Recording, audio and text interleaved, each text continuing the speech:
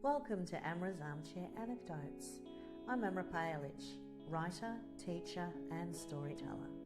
Pull up a chair and let's dive into stories about writing, life and lessons learned, sharing wisdom from my armchair to yours.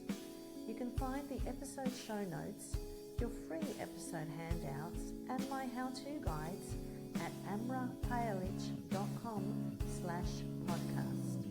And now it's time to dive in. Welcome to Amra's Armchair Anecdotes. Today's guest is Krystle Herdy, a queer disabled poet and editor based on the unceded lands of the Wurundjeri Woi-wurrung people of the Kulin Nation. In 2025, Krystle won the June Shenfield National Poetry Award, and her work has appeared in Australian and international journals. Her first poetry collection, Mythology Mechanic, was published while she was still an undergraduate, an experience that shaped her early relationship with literary success, visibility, and voice. Krystle describes poetry as a space where precision and ambiguity, structure and chaos can exist at the same time. And I think this tension sits at the heart of both art and identity. In this conversation, we're going to talk about the emotional reality of writing poetry, pressure of recognition, navigating literary spaces as a queer and disabled writer, and why poetry still matters in a world increasingly shaped by speed, algorithms, and certainty. Krystle, welcome to Amra's Armchair Anecdotes. Thank you. Thank you so much for having me.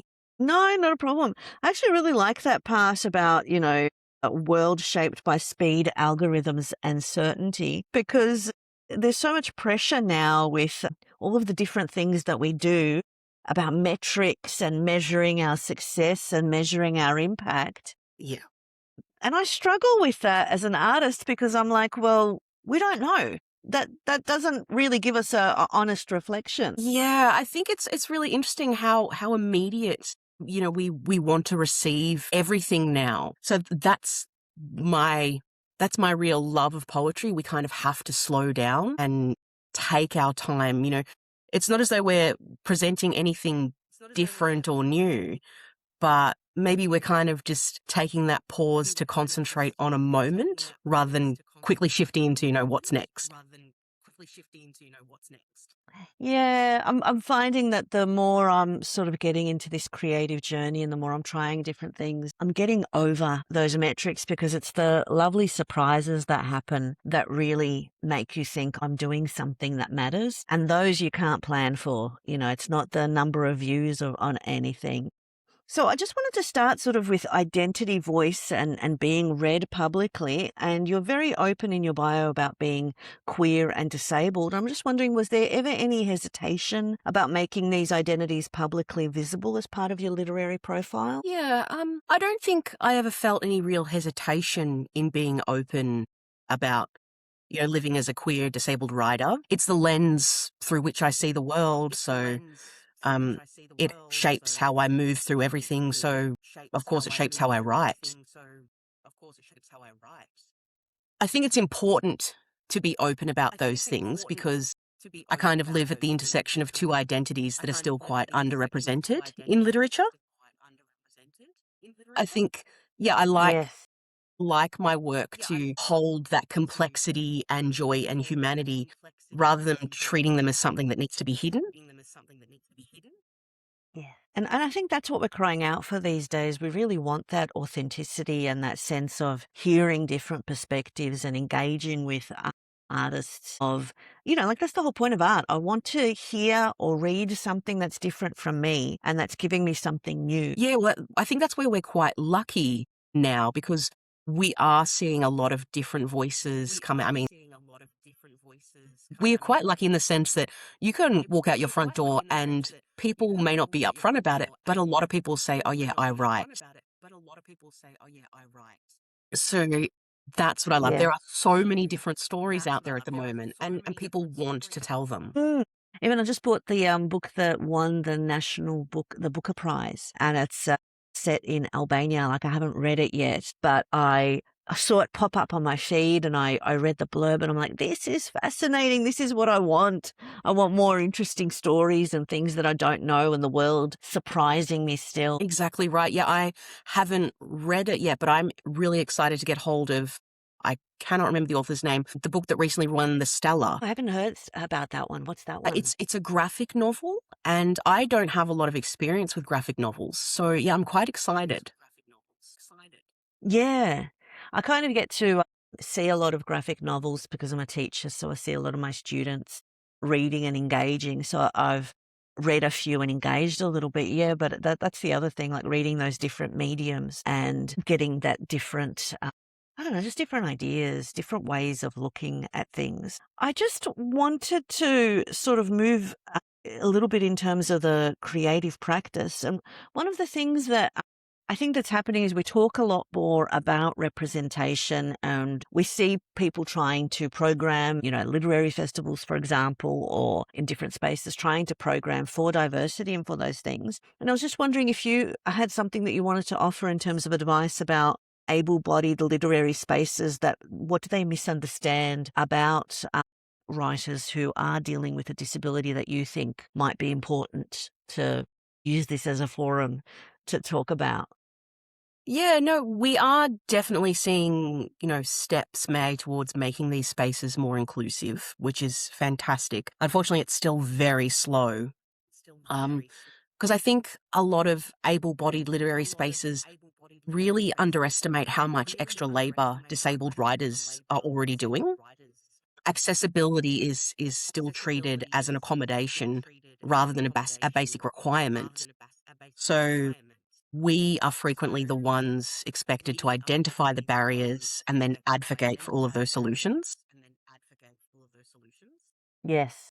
This isn't just something we're seeing in person, even social media call outs for submissions and competitions. So many of them are lacking, image descriptors and alt text. So it kind of sends a message about who they expect to participate and who they expect to kind of have to ask for access. Yeah, that's a good point, because you get complacent, because I remember at one point I was really making an effort with image descriptions, and then, as per usual, you get complacent, start sort of forgetting. But, that is part of that accessibility. And as a publisher, I'm seeing it now where when uploading on retail platforms, it is asking about texts being described, if there's any texts inside, having that alt text to make it more accessible. Yeah, I think it's really important because, I mean, writing is such a solitary act, but sharing writing, I mean, it's right there, sharing. We want to be inclusive, bring everyone into the fold.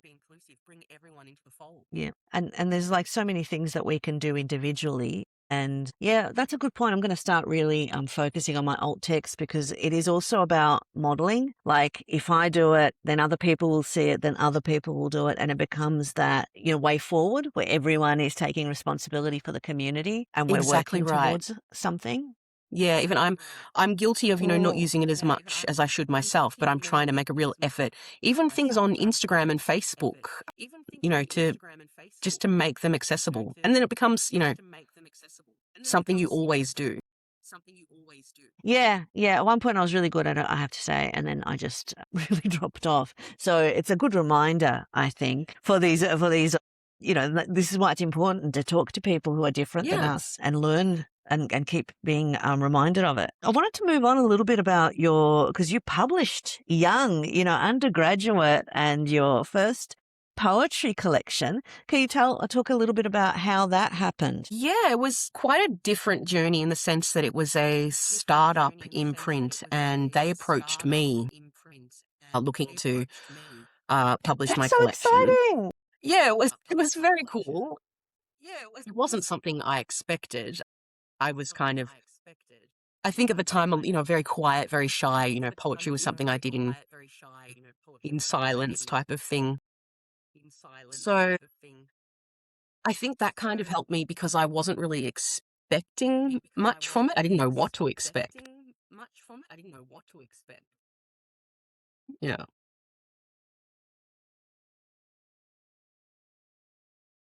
I think more than surprises, it's about what I've learnt since then.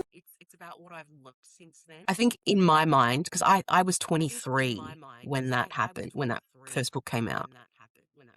And I thought, okay, once the book's done, it's done, I'm done, it's out in the world, the readers will come. That's not how it works. Yes. That's not how it works. No, promotion is such a big part and they expect us to do so much. Exactly right. It's all about promotion. It's all about, advocating for your work and putting it out there. There are so many books coming out every single day, every single week, and most of them come out to very little fanfare. So it's up to us to kind of advocate and find the shelf space for our work.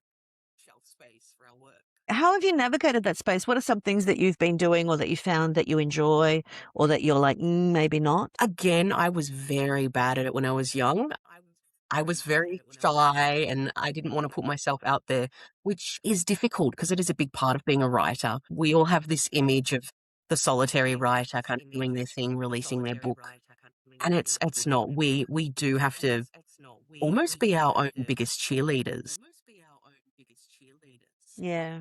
So I'm slowly And learning. I've had to, yeah, it's hard. I've had to sort of take the pressure off and go, I am not promoting. I'm just sharing.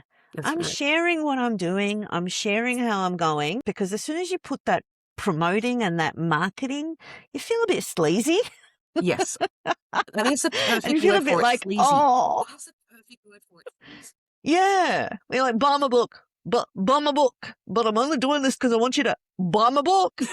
It's terrible. But I mean, it is also necessary. I've sort of started thinking about it as building relationships and building community. How have you find that in terms of the poetry world and finding a community and finding connections? It's interesting again because finding those connections in the poetry world, again, I come up against, those accessibility barriers.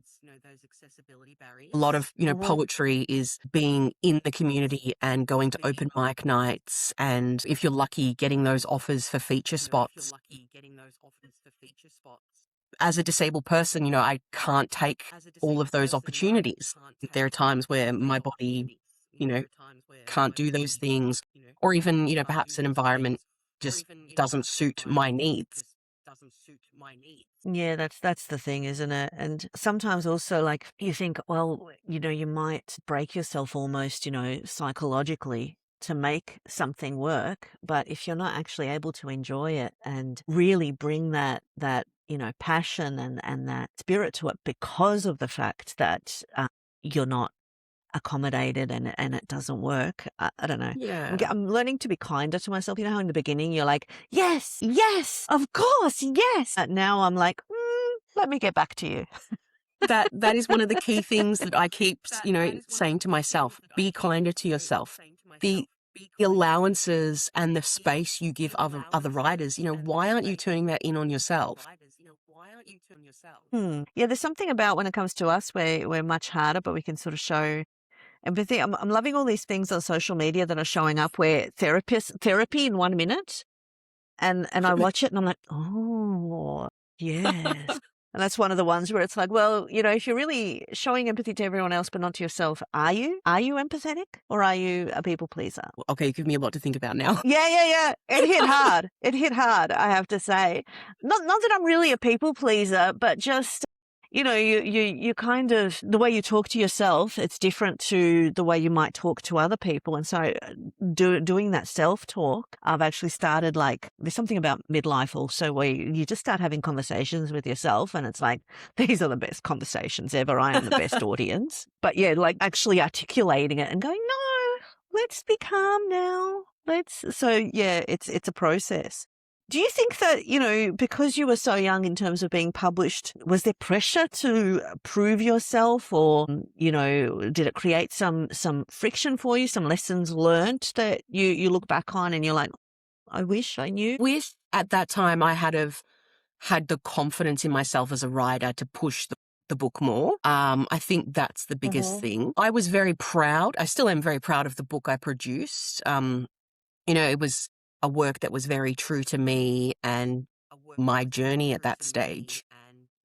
But I think the biggest thing I've learned, especially because I have had quite a dramatic pause between collections, has to resist that idea to need to be constantly performing at a certain level. you know, a certain output to justify the fact that I have been published. Yeah, there is that pressure where it's like, oh, what are you doing now? What are you up to? And then we start doing that thing to ourselves where it's like, are you a writer? Are Yes, you really? So yeah, it's just these weird things that we do to ourselves. It's like, yes, I am a writer because I write. Therefore, that's I am. exactly. Yeah. Do you think that it's changed your writing, like since that first collection? In terms of, I feel like when we write before we're published, it's a little bit different than after we're published. There's a bit of a shift that happens. Yeah, what I find interesting there is I do think there was a shift in my brain that I'm only kind of understanding now. But I think, it's been a positive shift in the sense that I feel much more comfortable in my voice now. I think at the time I was kind of worried, what makes me a poet? I don't sound like other poets. My stuff feels odd or different compared to what I'm, reading or seeing performed. So there was kind of some hesitation in sharing my voice there. But now I'm like, hey, those differences are why, I've had this journey and why I continue to, have these little successes. And speaking of your successes, you won the 2025 June Shenfield National Poetry Award. So, what did this mean, this recognition to you personally? How did that impact? The June Shenfield Award came at a really important time for me as a writer and as a person. As you're aware, yeah, I identify as someone with a disability, both physically and I have, mental health issues that have impeded my writing journey. I am agoraphobic. And I hadn't left my house in a decade prior to 2025. So I kind of made a decision at the start of 2025, to start making small steps out of the house. And part of that was I made a deal with myself that I had to do one scary thing a week. A friend of mine I love it. sent me the submission form for the June Shenfield, and I was like, well, I don't know what my scary thing is this week, so let's make it, submitting a poem. And yeah, it worked. And I think that's the thing that people underestimate, which is I play the lotto every week, and I'm like, and I've won. The most I won at one point was $15 or $1,600, but I've gotten $25, $30, and it's like I play every week, and so sometimes you kind of need to approach submitting with that same feeling of, well, got to be in it to win it. Got to give it a shot. Yeah. So I love that that's what happened with you. Have you gotten braver since then where you've started submitting more? Yes, I'm at a really nice balance at the moment of I try to jot down every submission window or every competition I see. But again, being kind to myself, you cannot apply or enter, everything. So, pick and choose, see where I might fit. So yeah, I'm definitely since then I've had, a couple of publications and a couple of shortlisted things. So making those moves. Yeah, because you got to always, like, I when I was doing freelance writing, I was always had pictures on the go. When I was submitting, always something on the go.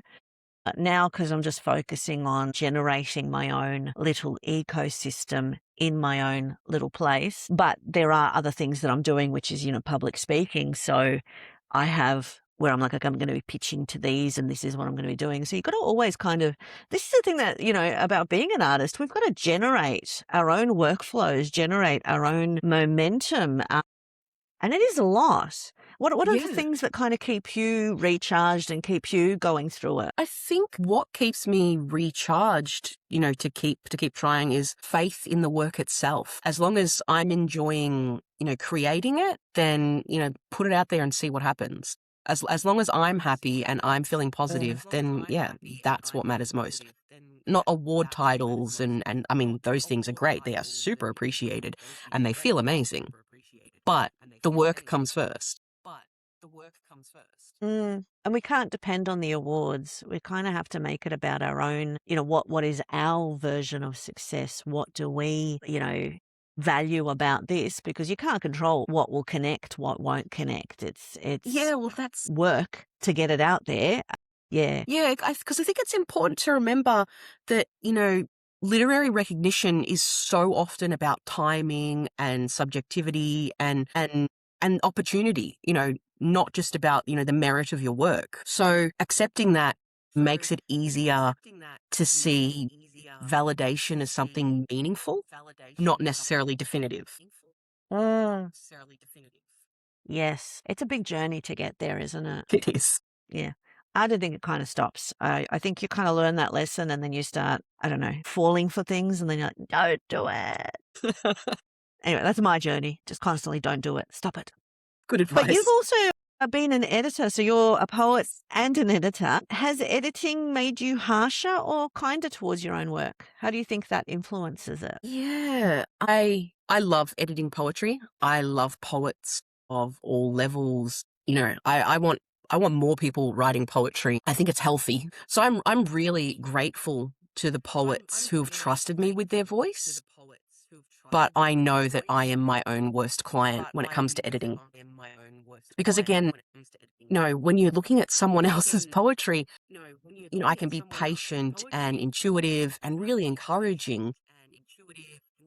But with my own work, I'm kind of over analyzing and second guessing everything that's on the page. Yeah, yeah. I think that's the eternal artist thing where, we kind of can appreciate other people's, but yeah, we do. I'm getting to the point now where I'm like, nah, just release. Don't second guess, just Yeah. release.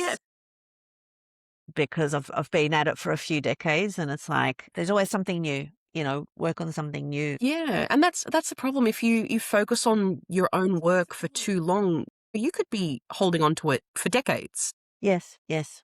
So again, And it holding comes back to yourself kindness. back from, yes, yeah. I think that's really the theme that's coming through. I wanted to shift a little bit to, poetry and the way that we're in this, speed algorithms and instant reactions. What is your view about why does poetry matter more? I actually think it matters more than ever, but I'd love to hear your point of view. Yeah, no, I definitely agree that poetry matters more, especially, it's a form that gives space to for complexity and those feelings that we don't often get to explore because our culture so easily rewards immediacy and simplicity. I think poetry creates connection and, it's not driven by speed or performance, like, but that kind of attention and care to detail. Um, I like that poetry slows things down. Um, you know, I think the easiest way that I like to look at it is it's about reflection rather than reaction. Whereas these days, a lot of those spaces are about reaction. And I think the other thing about poetry is today, we've got AI tools and I do use, AI tools to support some of the parts of my admin stuff that are dead boring. And I was recently having a conversation with my daughter and going, everything that I use AI for are still things that I can do myself. They just speed up some stuff. But poetry is the one thing that I'm going to make a claim here and say AI can never replicate a human poem and, expression because of the way that it is so original and so like in that moment. And so that's why I also think it kind of matters now. It's that genuine, original connection and that moment. Yeah, I like that way of looking at it too, because AI is everywhere now. So it does feel nice that poetry as a form feels like almost one of the things we can still trust. Yes, yeah, we know Yeah. that it ain't AI generated. No, unless it's hallucinating because, AI does hallucinate and it can be quite hysterical in the way that it does. So I just wanted to sort of move into some lessons and some advice that you might have. So what lesson do you think it took you the longest to learn as a writer? So you've talked a little bit about that promoting part of it. Have you learned to like, what are you doing better there, or just in general, any lessons? Um, I mean, I think the biggest lesson I've learned is to stop measuring myself against the output of other writers. There are those writers that can sit down and pump out 10,000 words a day, and they can submit to every magazine call out or competition.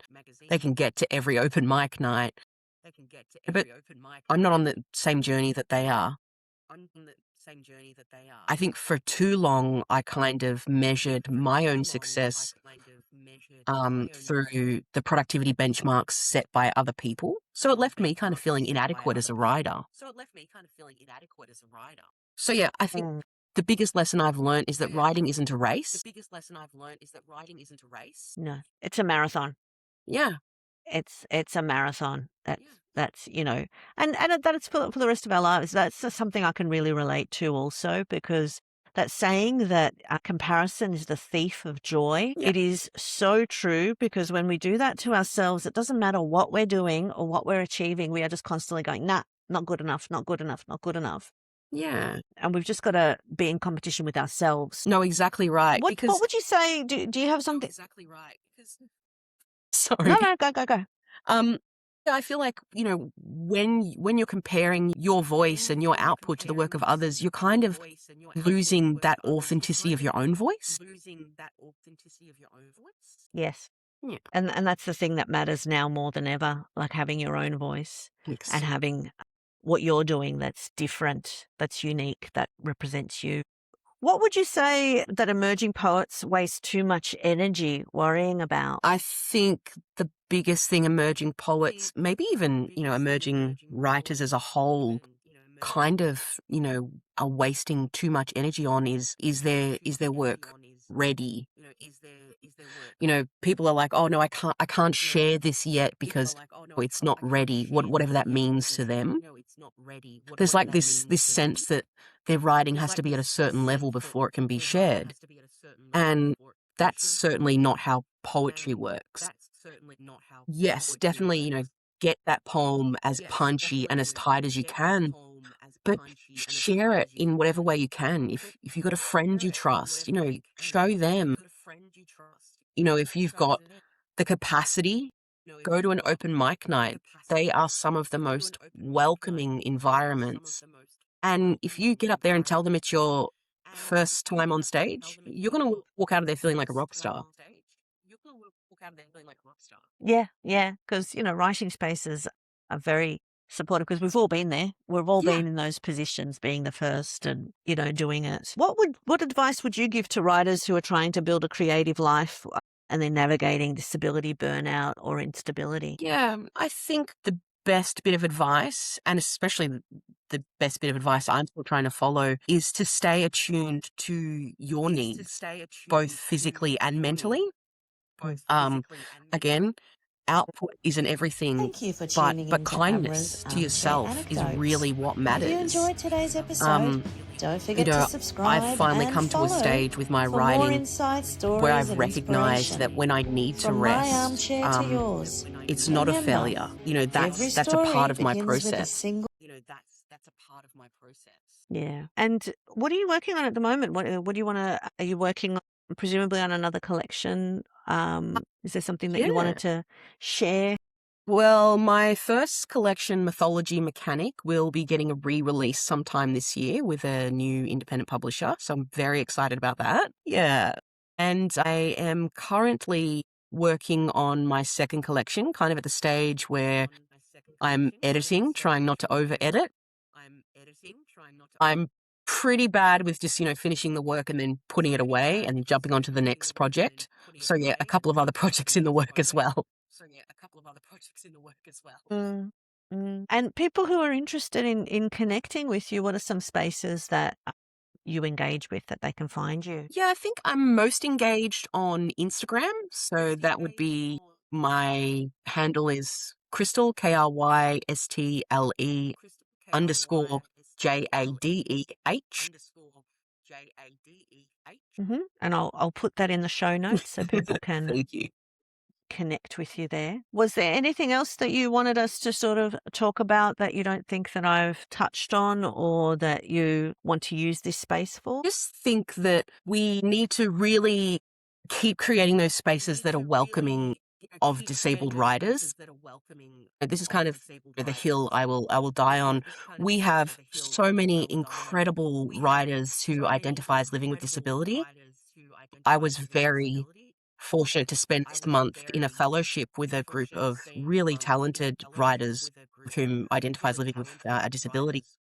And again, the vast majority of us said that accessibility to space was the biggest issue in sharing our work. Yeah, and that's true because I work in my day job as a teacher, and so I work with a lot of students. But having said that, I'm in a government school, and the students that we have are students who can cope to a certain extent with that whole machine that a school is. And so, we accommodate, but there's also really not much, not enough, but like we are learning about that. And as teachers, I'm loving the conversations that we're having where before it was all about controlling students and all of this. And now we're really thinking about how do we make education accessible? How do we provide resources that are accessible in terms of images, in terms of, bringing it to the different levels and providing that differentiation? And so it's wonderful to see because when I have written about being a teacher, I've had so many people write to me who had horrible experiences as students under the old regimes where they were just basically booted out, just kindly encouraged to leave. Yeah. 'Cause sometimes people still see, pushing disabled people aside as the easier option. And, these are important stories that need to be told. So, if we start bringing more awareness to building accessibility into things from the start rather than something that we add on afterwards, we can really ensure that every voice is being heard. Yeah. And just also hearing more interesting stories and interesting Yep, people and engaging with, art, which is so important. exactly right. Wonderful. Well, thank you so much for joining me on my podcast and having this conversation. And I'm so excited for you because that's such a wonderful achievement to have your poetry collection re-released and have a new lease on life and to have that follow-up collection, fingers crossed. That's wonderful news. Thank you. Thank you for tuning in to Amra's Armchair Anecdotes. If you enjoyed today's episode, don't forget to subscribe and follow for more insights, stories, and inspiration. From my armchair to yours, remember, every story begins with a single word.